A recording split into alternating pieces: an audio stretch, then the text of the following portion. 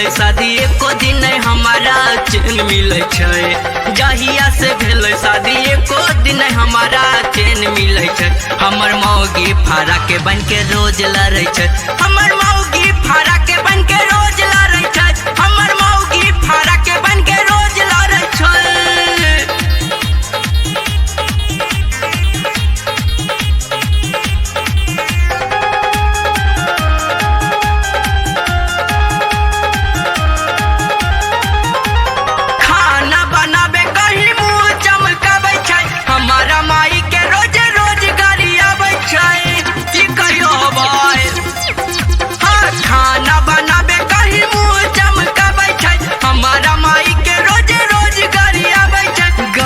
समाज हमरा मौगी के चाल पर खूब जरै छै।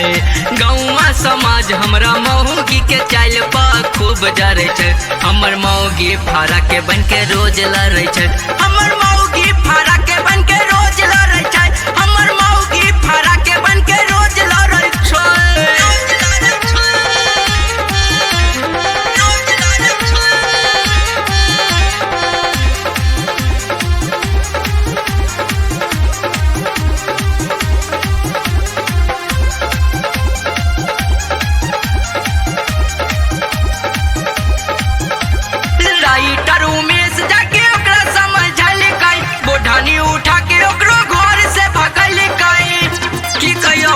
समझै छै राइटर उमेश जाके ओकरा समझैलकै। बोढ़नी उठा के ओकरो घर से भगैलकै। बीरू निपेश भी तो ओकर रहन के आगे हाथ जोड़ै छै।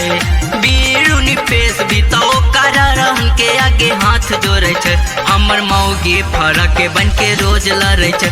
हमर मौगी फारा के बन के रोज लड़ै छै। हमर मौगी फारा के बन के रोज लड़ै छै। जहिया से भेलै शादी एको दिन हमारा चैन मिलै छै।